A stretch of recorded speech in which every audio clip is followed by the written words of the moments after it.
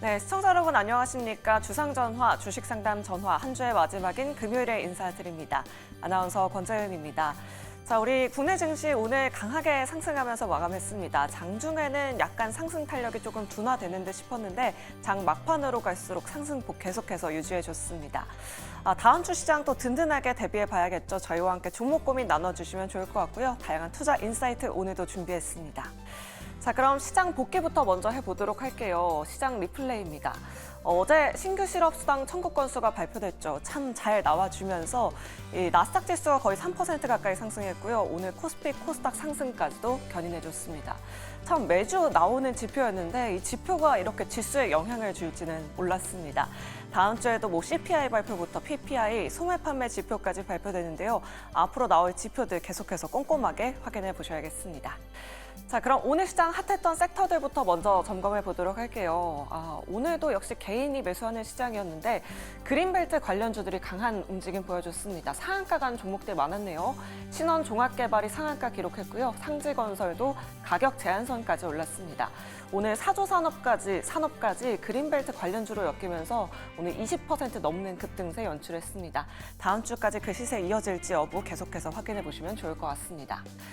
그리고 엔비디아가 간밤 6% 넘게 상승하면서 필라델피아 반도체 지수 상승을 견인했습니다. 오늘 국내 증시 삼성전자도 1% 넘게 상승했고요.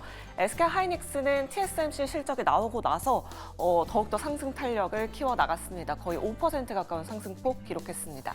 오늘 한미반도체도 3% 넘는 강세 움직임 보여줬네요. 다음으로 게임 섹터도 한번 짚어보도록 할게요. 어제 시간을 특징주로 다뤄봤었는데 넥슨 게임즈와 넷마블의 실적 발표가 어제 있었습니다. 호실적을 발표했음에도 불구하고 오늘 넷마블이 10% 넘게 밀렸고요. 관련주인 DNC 미디어는 반면에 6% 넘게 상승했습니다. 넥슨 게임즈도 오늘 보합권에서 머물렀던 하루였던 것 같습니다. 관련된 내용들 좀 자세하게 짚어보도록 할 텐데요. 자, 오늘은 이주호 본부장 그리고 이슬이 대표 나와주셨습니다. 두 분 어서 오세요. 안녕하세요. 안녕하세요. 네, 그럼 반도체 이야기 안 해볼 수가 없을 것 같아요. 오늘 SK하이닉스가 또 오랜만에 반등을 해줬습니다. 엔캐리 청산 때문에 외국인 자금이 계속해서 이탈하면서 반도체 주들도 계속해서 수급이 빠져나갔었는데 이주호 본부장님께 여쭤보도록 할게요. 과연 다음 주 시장도 이 엔캐리 청산 우려가 조금은 완화되는 건지 엔달러 환율은 어떻게 됐나요, 본부장님? 네, 지금 어느 정도 좀 안정화가 되고 있다 이렇게 저는 생각을 하고 있고요. 사실 이제 계속적인 나오는 뉴스가 추가적인 금리 인상은 이제 못할 것이다라는 의견이 지배적입니다. 그렇기 때문에 사실 그동안 이제 월요일 날 빠졌던 부분을 SK하이닉스도 거의 다 회복했다라고도 볼 수 있거든요. 근데 물론 이제 지난주에 빠졌던 부분까지는 다 회복하지 못했지만 그래도 월요일에 급락을 어느 정도 회복했다라는 점은 저는 긍정적으로 보고 있고, 만약에 이제 이 부분이 악재로 작용했던 부분이 다 소화가 되고 지금 상승이 나온다면은 제가 봤을 때는 추가 상승도 충분히 가능하다라고 생각을 합니다. 어쨌든 지금 AI 반도체 섹터 쪽으로 좀 차익 매물이 세게 나왔던 이유 중에 하나가 그동안 미국 증시를 보시면 알겠지만 엔비디아를 비롯한 AI 반도체 이런 쪽들이 정말 많이 올랐습니다. 많이 올랐기 때문에 그런 엔캐리 트레이드 청산에 대한 이슈가 나오면서 그쪽에서 지금 차익 매물이 좀 강하게 쏟아졌고, 그 영향을 지금 하이닉스랑 삼성전자가 고스란히 전달받았기 때문에 이 부분에 있어서는 사실 지금은 어떻게 보면은 SK하이닉스가 회사에 문제가 있거나 아니면 실적이 안 좋게 나왔거나 이러한 부분이 아니라 어쨌든 외부적인 요인에 의해서 지금 급락이 나왔기 때문에 이번 주에 이렇게 회복된 점은 저는 긍정적으로 보고 있고,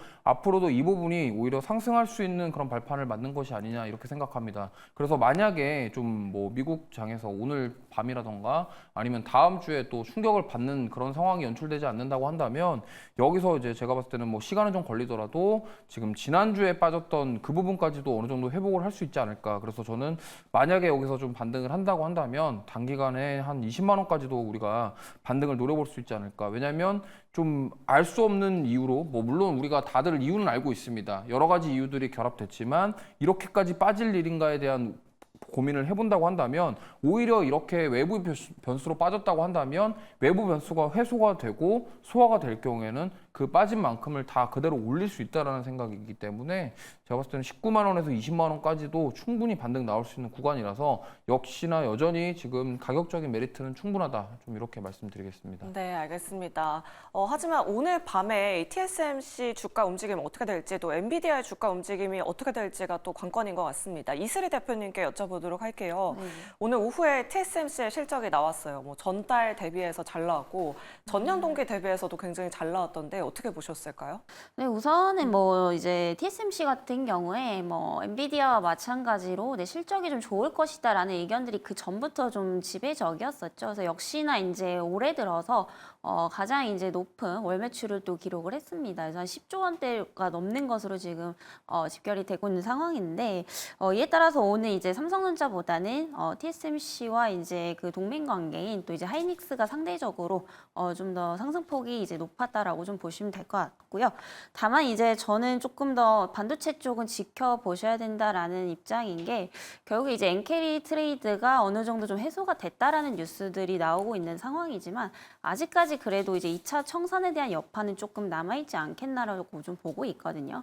그래서 뭐 JP모건에서 지금 어느 정도 뭐 70% 이상 청산이 됐다라고 좀 얘기가 나오고 있는 상황이지만 사실상 이제 그 미국에 대한 어떤 스탠스를 조금 지켜보셔야 될 것 같아요. 만약에 이제 하반기 때 금리 인하를 이제 할 수밖에 이제 그 없는 상황인데 여기서 이제 0.25가 아니라 0.5% 이상 이런 빅스텝을 좀 밟게 된다라고 한다면 이후에 이제 그 달러 가치가 하락을 하면서 다시 한번 이제 엔화에 대한 상승 압박을 좀 줄 수도 있다라고 보고 있거든요. 그래서 이런 부분들을 좀 무시를 할 수 없는 아직 부분이기 때문에 조금은 신중을 하셔야 되지 않겠나라고 보고 있고요. 그리고 이제 가장 중요한 것은 수급적인 부분입니다. 뭐 오늘 같은 경우에는 이제 최근 3거래일보다는 수급적인 측면에서 괜찮은 상황이지만 사실 이제 어제까지만 하더라도 뭐 기관과 외국인들의 이제 전체적인 이제 수급들이 굉장히 좀 부족했던 그런 상황들이거든요. 그래서 지금도 이제 꾸준히 좀 들어오고 있다라고 보기는 상당히 좀 어려운 그런 국면에 있기 때문에 추가적으로 이제 외국인과 기관들의 수급이 다시 한번 좀 들어올 수 있는지 이 부분도 좀 체크를 하셔야 될 것 같습니다. 이런 부분들을 좀 체크를 하시고 나서 이게 진짜로 추세 전환인지 단기 반등인지 이런 부분들을 좀 알 수 있지 않을까라고 좀 보고 있는 상황이고요. 하이닉스 같은 경우에 여전히 지금 오늘은 이제 개인들이 좀 많이 팔았지만은 최근 들어서 이제 개인들의 물량이 굉장히 좀 많은 상황이고요. 기관들은 이제 그동안 계속해서 좀 매도를 했던 그런 상황인데 오늘은 이제 그래도 이제 순매매가 한 14만 주 이상 좀 들어온 상황입니다. 그래서 오늘을 기점으로 해서 꾸준히 이제 다음 주 초까지 좀 들어올 수 있는지 이 부분을 좀 체크를 하셔야 될 것 같고요. 다만 이제 어느 정도 그 엔캐리 트레이드에 대한 1차 여파에 대한 부분들은 좀 해소가 됐다라고 좀 볼 수가 있기 때문에 앞서서 이제 본부장님께서 말씀해 주셨듯이 단기적으로 20만 원대까지는 좀 볼 수 있지 않겠나 이렇게 보고 있고요. 그 이상은 추세 전환이 좀 이루어져야 된다라고 좀 보고 있기 때문에 우선 이제 미국의 어떤 금리에 대한 어떤 스탠스를 조금 확인을 하시면서 좀 신중하게 접근을 하시면 좋겠지 않나라는 말씀 드리겠습니다. 네, 알겠습니다. 이렇게 오늘 시장 핫했던 반도체 섹터 점검해봤고요. 다음으로 넷마블 한번 살펴보도록 하겠습니다. 참 어제 호실적을 발표했는데 10% 넘는 급락이 나왔습니다. 반면에 DNC 미디어는 오늘 상승했는데요. 이주호 본부장님과 좀 자세하게 이야기 나눠보도록 할게요. 사실 어제 저희가 시간의 특징주 코너에서 넷마블 다뤘었는데 참 극찬을 아끼지 않아 주셨거든요. 사실 오늘 증권사에서도 목표 주가를 상향한 레포트들이 굉장히 많이 나왔습니다. 뭐 현대차증권, NH투자증권 목표 주가 다 상향했는데 주가가 왜 이렇게 많이 빠졌을까요? 일단 우려에 대한 부분이 좀 반영이 되지 않았나 이렇게 생각을 합니다. 왜냐면 어쨌든 실적은 잘 나왔는데 하반기에도 이게 연속적으로 잘 될 것이냐에 대한 부분에 있어서 좀 기관이랑 외국인 투자자들이 좀 불확실하다 이렇게 생각을 하고 좀 차익 매물이 쏟아졌다라고 생각을 하고 있고요. 뭐 이거를 가지고 뭐 기업에 무슨 악재가 있냐, 뭐 이슈가 있냐 이렇게 뭐 생각해 보실 수도 있는데 그런 거는 없는 상황입니다. 단지 이제 그동안 좀 많이 올랐던 부분들 그리고 하반기에도 저러한 실적이 나오겠냐에 대한 의구심이 사실 이러한 하락을 불러왔다 이렇게 좀 볼 수 있겠습니다. 그렇기 때문에 뭐 어제도 말씀드렸지만 넷마블이 지금 하반기에 신작도 많이 좀 새로 런칭을 하게 예정이 되어 있고요. 그리고 이제 나 혼자만 레벨업을 콘솔 시장에도 진출시킨다라는 점은 저는 여전히 긍정적인 요소로 보고 있기 때문에 뭐 만약에 진짜로 어제 좀 이렇게 사셨다가 오늘 좀 실망하신 분들도 많이 계시겠지만 제가 봤을 때는 만약에 이걸 지금 네마블을 안 사셨던 분들은 오히려 좀 기회가 될 수 있는 그런 상황이 아니냐 이렇게 생각합니다. 그렇기 때문에 오늘 뭐 지난번 거래량 나오면서 올랐던 것처럼 그렇게 많은 거래량이 나온 건 아니에요. 하지만 이 장대 음봉이 나온 부분에 있어서는 상당히 좀 꺼림직한 상황이긴 한데 저는 그래도 긍정적으로 보고 있는 것은 어제도 말씀드렸지만 이러한 콘솔 시장에 대한 진출에 대한 부분은 저는 상당히 긍정적으로 생각합니다. 왜냐하면 그동안 이제 넷마블 같은 경우는 이런 콘솔이나 이런 쪽으로 좀 시장에 진출을 안 했던 경우가 있었기 때문에 이 새로운 시장에 진입한다라는 점 그리고 앞으로 만약에 그 게임이 콘솔 시장에서 뭔가 흥행을 하게 돼서 스팀이라던가 이런 쪽으로도 뭔가 잘 자리를 잡게 된다고 한다면 오히려 새롭게 또 상승할 수 있는 그런 원동력이 될 수가 있다라는 점은 저는 굉장히 긍정적이라고 생각하기 때문에 물론 이제 어제라던가 이번 주에 좀 사셔가지고 이렇게 좀 실망스러운 그런 결과가 만들어진 부분에 있어서 좀 많이들 좀 답답하시겠지만 그래도 이거는 중장기 관점으로 봤을 때는 저는 오히려 하반기에도 지금 저는 괜찮은 실적이 나올 것으로 생각을 하고 있고 콘솔 시장까지도 진출을 하게 된다고 한다면 오히려 저는 지금 여기서 멈추지 않고 추가 상승 나올 여력은 충분하다 이렇게 말씀을 드리고 싶고요. 물론 이제 문제는 이겁니다. 오늘 만약에 시초가에 공략을 하셨거나 오늘 만약에 여기 고점 부근에서 좀 사셨던 분들은 좀 단기적으로 좀 손실을 보고 있는 상황이라 답답하실 텐데 그래도 아직까지 뭐 어떤 올라오는 부분 7월 달부터 지금 상승하는 부분에 있어서 추세가 무너졌다라고 판단하기는 아직은 좀 이르고 그리고 이렇게 급락이 나온 다음에 갑자기 또 급등이 나오는 경우도 있기 때문에 그래도 모멘텀 자체는 사라지지 않았다. 그러면 조금 더 지켜보시는 게 좋겠다라는 말씀을 드리겠습니다. 네, 알겠습니다. 오히려 오늘의 급락을 매수 기회로 잡아보자라고 이렇게 말씀 주셨습니다.